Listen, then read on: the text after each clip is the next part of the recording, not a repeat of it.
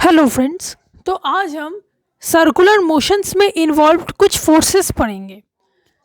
तो आपको बता दें कि जब कोई भी बॉडी एक सर्कुलर पाथ में रोटेट कर रही होती है तो इसका मतलब इसमें काफ़ी ज़्यादा फोर्सेस लग रहे हैं, चाहे वो यूनिफॉर्म सर्कुलर मोशन हो या non uniform circular motion. Uniform circular motion से हमें लगता है कि इस बॉडी का स्पीड कांस्टेंट होगा। जब वो सर्कुलर पाथ में रोटेट कर रहा है तो उसका स्पीड टाइम के साथ चेंज नहीं होगा, तो हम उसे यूनिफॉर्म सर्कुलर मोशन कहते हैं।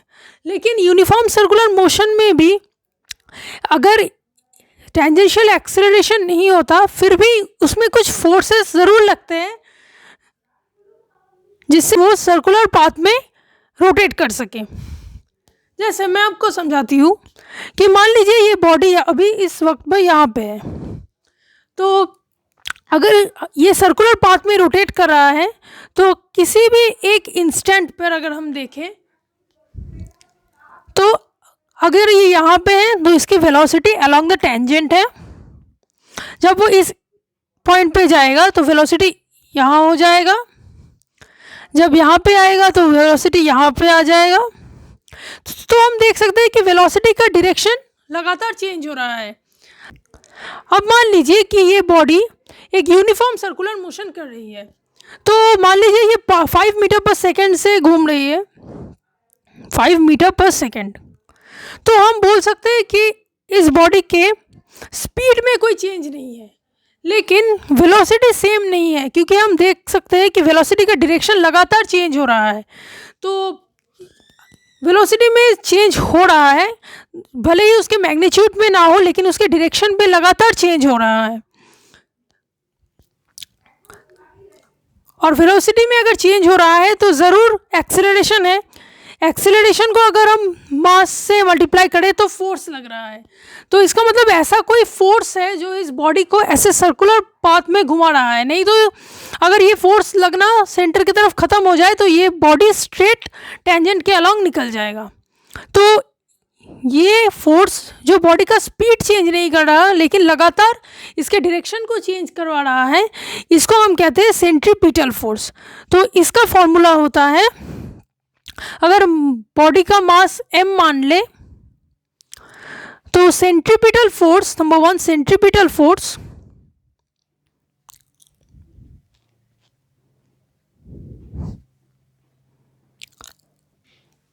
इसका फॉर्मूला होता है m v स्क्वायर। और अगर मान लीजिए कि सर्कुलर पाथ का रेडियस r है तो हमें r लगाना पड़ेगा। तो ये हो गया सेंट्रीपिटल फोर्स का फॉर्मूला। लेकिन अगर हम इसे ध्यान से देखें तो अगर हम इसे काइनेटिक एनर्जी के रिस्पेक्ट में लिखना चाहें तो हमें पता है कि काइनेटिक एनर्जी होता है हाफ एम वी स्क्वायर। अगर हम इसी फॉर्मूले में दोनों साइड हाफ से मल्टीप्लाई कर दें तो ये होगा half into F C is equal to half M V square upon R. अगर हम हाफ एम वी स्क्वायर को यहाँ से ले लें तो हम देख सकते हैं कि ये काइनेटिक एनर्जी है, तो F C by 2 is equal to kinetic energy upon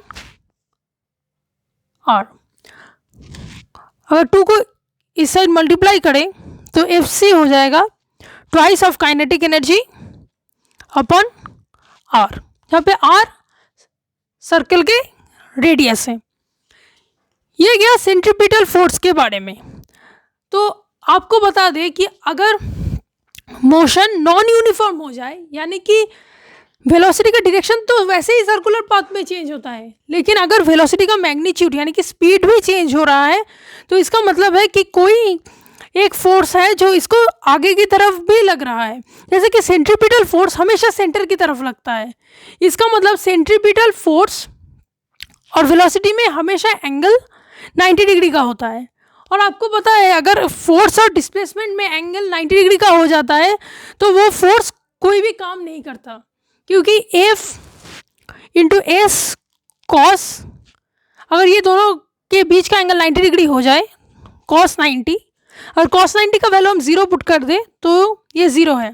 तो आपको एक इम्पॉर्टेंट इन्फॉर्मेशन देना था कि सेंट्रीपिटल फोर्स इस बॉडी पे कोई वर्क नहीं कर रहा, भले ही डिस्प्लेसमेंट हो रहा है लेकिन कोई वर्क नहीं कर रहा। लेकिन अगर कोई ऐसा फोर्स लगे जो इस वेलोसिटी के अलोंग ही हो और वेलोसिटी को लगातार चेंज कर रहा हो, ना कि केवल डायरेक्शन में बल्कि स्पीड में भी, तो वो फोर्स होता है टेंजेंशियल फोर्स। अगर बॉडी का एक्सेलरेशन होता है टेंजेंशियल एक्सेलरेशन, और जो फोर्स बॉडी के वेलोसिटी यानी कि स्पीड को चेंज करे उसे हम बोलते हैं टेंजेंशियल फोर्स। तो नंबर 1 हो गया टेंजेंशियल फोर्स। और आपको बता दें कि टेंजेंशियल फोर्स सिर्फ तभी लगेगा अगर बॉडी का मोशन नॉन यूनिफॉर्म हो। मान लीजिए यहाँ से यहाँ तक का वेलोसिटी 5 मीटर पर सेकेंड था, फिर यहाँ से यहाँ तक जाते जाते 10 मीटर पर सेकेंड हो गया, तो इसका मतलब इसका स्पीड लगातार चेंज हो रहा है। इसका मतलब इसमें टेंजेंशियल एक्सेलरेशन भी लग रहा है। तो टेंजेंशियल एक्सेलरेशन का सिर्फ एक ही फॉर्मूला होता है, अगर हम प्रिसाइज देखें तो होगा dv यानी कि differentiation of v with respect to time. So tangential acceleration होता है टेंजेंशियल एक्सेलरेशन, इसका फॉर्मूला होता है dv यानी कि change in velocity upon time. और ये ध्यान रखिएगा कि ये जो एक्सेलरेशन होता है वो वेलोसिटी के अलोंग होता है, और जो सेंट्रीपिटल एक्सेलरेशन होता है जो बॉडी को घुमाता है, उसका कोई और काम नहीं है बॉडी को घुमाने के अलावा, उसका वैल्यू mv² होता है और उसका डायरेक्शन वेलोसिटी के परपेंडिकुलर होता है। और अगर इसी टेंजेंशियल एक्सेलरेशन के साथ हम मास को मल्टीप्लाई कर दें तो वो टेंजेंशियल फोर्स हो जाएगा। तो टेंजेंशियल फोर्स होता है m dv upon dt। dv upon dt भी एक्सेलरेशन होता है और ये एक्सेलरेशन बॉडी के स्पीड को चेंज कर रहा है।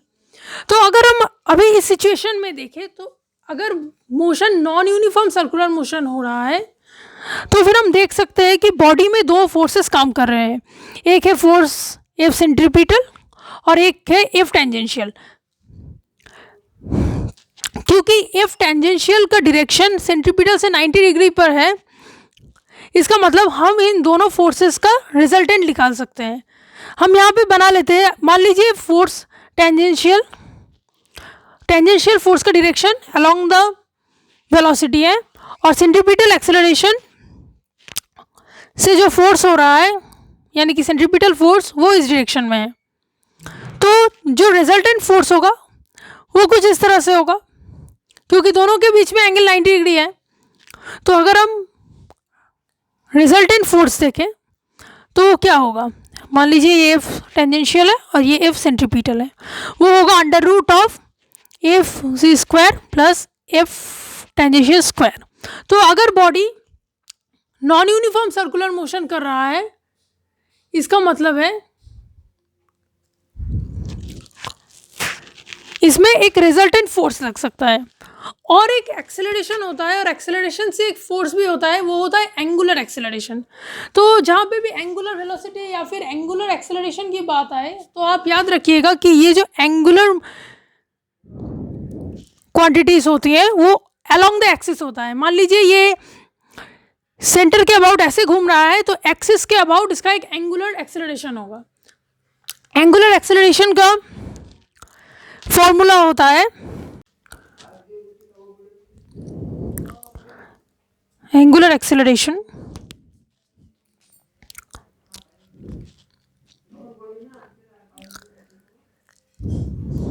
D omega by D T, यानी कि एंगुलर वेलोसिटी का चेंज अपॉन टाइम।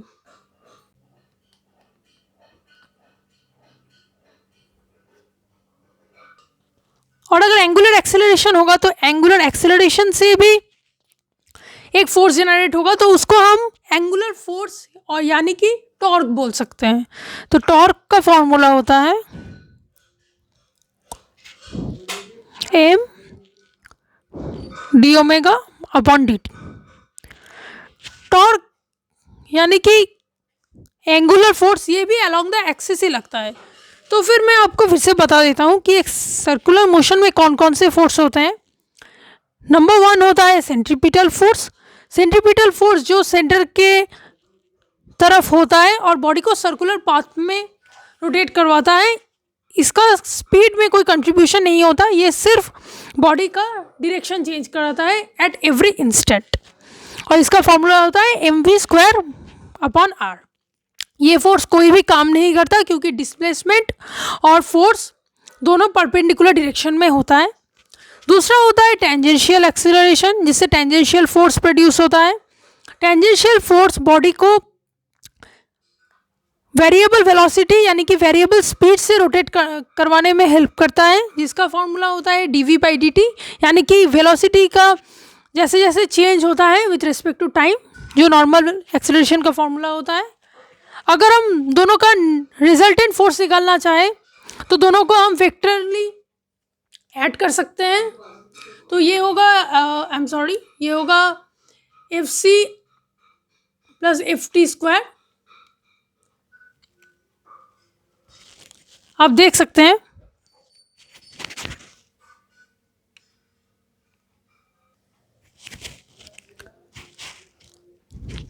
उसके बाद हम एक सेंट्रीपिटल फोर्स और काइनेटिक एनर्जी के रिलेशन भी देख लिए। फिर हमने देखा कि एंगुलर एक्सेलरेशन क्या होता है, जो अलोंग द एक्सिस होता है, और एंगुलर एक्सेलरेशन से जो फोर्स जनरेट होता है जिसको हम एंगुलर फोर्स यानी कि टॉर्क बोलते हैं। तो फिर यहाँ पे एक ध्यान देने वाली बात है कि यहाँ पे 3 तरह के फोर्स 3 डिफरेंट एक्सिस में है। एक along the axis of the circle, यानी कि अगर आप इसको x मान लें और इसको y मान लें तो ये z एक्सिस में होगा। तो ये हैं कुछ फोर्सेस जो कि सर्कुलर मोशन में इन्वॉल्व्ड है। नेक्स्ट हम देखेंगे कि फ्रिक्शनल फोर्स कैसे एक्ट करता है और क्या क्या क्राइटेरिया है।